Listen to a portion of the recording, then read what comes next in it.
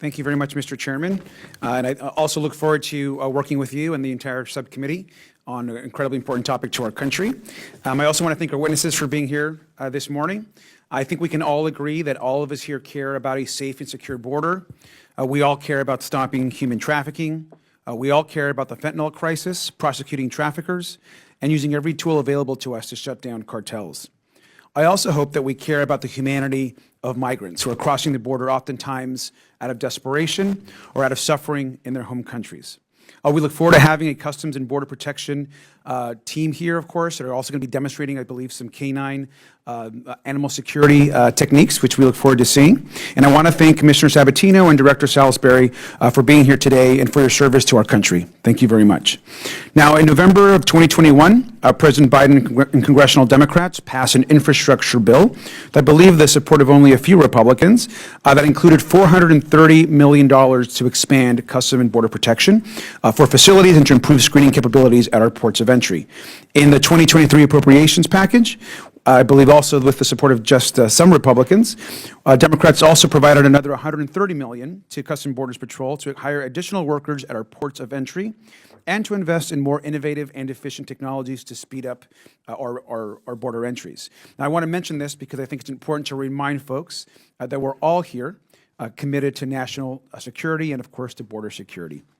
I also hope that this hearing helps us better understand the technologies that we use to disrupt cartels, secure our ports, and facilitate commerce.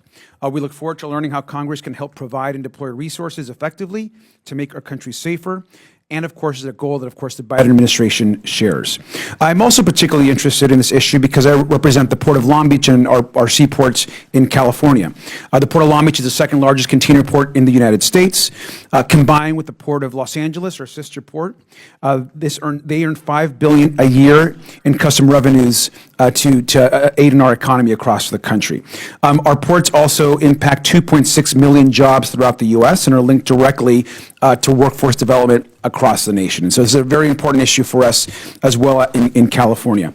We all know that ports are an important engine of commerce for this country. We oftentimes talk about what's happening at the southern border, but we also know that ports are an important part of the work that you all do, and so we thank you for that work. Now, it's the federal government's job to foster commerce and ensure that goods drive our national economy safely and quickly. Throughout our experience, particularly with the pandemic, we've seen how bottlenecks actually impact the economy very dramatically. So we want to strive between not only security, but also commerce, and how we find that balance is really important. It's really critical that we strive to screen all vehicles and cargo for dangerous drugs, contraband, and threats, and do so efficiently, and that includes our ports of entry, and that includes our ports across America. Now, we know that Mexico is our second largest trading partner with billions of dollars in goods and services, and hundreds of thousands of people that come into our country every single day between our two countries. One study found actually that a 10-minute reduction in wait times for each commercial vehicle at the border could generate hundreds of millions of dollars of additional revenue each year for the American economy, with benefits extending to non-border states as well. Now, I know some people like to fantasize about sealing the border or shutting down our asylum system or invading Mexico, as I believe our full committee chairman actually mentioned on Fox News last night. But we know that those are not reasonable, they're not feasible, and they're not smart. We should be making every effort to streamline our border crossing process. We should make it easier and safer for commerce and immigrants alike. This goal means bolstering our ability to have actual lawful immigration and to address the root causes of migration in regions across the Western Hemisphere. This hearing offers us an opportunity to understand how we can further the Biden administration's work to secure our border and disrupt cartels by using canines, technology, and other innovations at the greatest extent possible. Now, I'm an immigrant myself, and so I'm very honored to be on this subcommittee. Look forward to talking about the immigrant experience as we move forward throughout the next few months and the years ahead.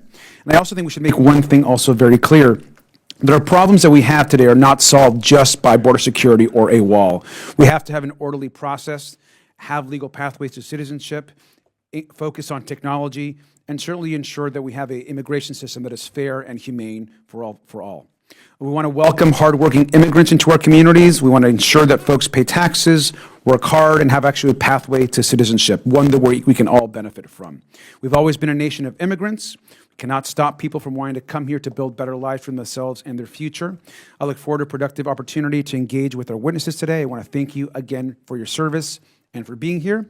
And Mr. Chairman, I yield back.